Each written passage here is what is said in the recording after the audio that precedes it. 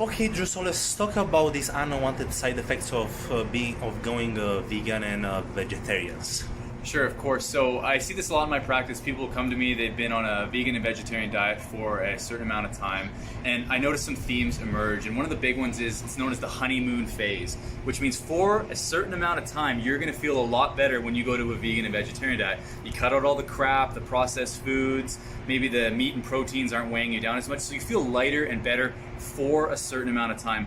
But then what I also notice is people start to then, at some point, whether it's 4 months, 1 year or 2 years, they start to feel not as good, right? They have energy dips, maybe recovery problems, joint pains start to emerge, and then we trace it back to you basically just blow through your nutrient reservoir, and then when you're not taking in enough essential protein, you're going to notice issues with energy and sleep and mood and joint pain. So for those of you looking to really get your body composition under control and make sure you give your body what it needs to heal from each workout, I think you need to include some essential proteins. Again, if people come to me and they're on a vegan and vegetarian diet and they're not feeling very well, we need to do something about it. And usually that's involving adding in more essential protein. Because let's be honest, if that diet was amazing and they were doing great, they probably wouldn't be sitting in my office.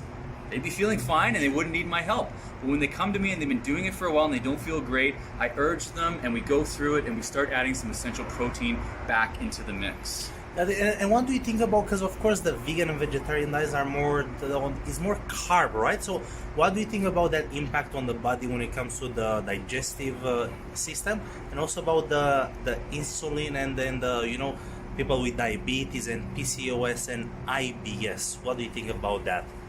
It's a great question, because what it does is it causes a negative impact on all those systems you just mentioned. Because if you're not eating protein, what takes up place of it? They still got to get the calories from somewhere, so they start reaching for more carbohydrate-based things. You become a carbitarian or a fruitarian, and that's very hard on the metabolism because it raises insulin, it raises blood sugar. That can cause a downstream effect on hormones, PCOS, and then it will just cause more fluid, water retention, and weight gain. So it becomes very hard to maintain that ideal body composition that you're looking for. So it can really backfire if you don't do it properly.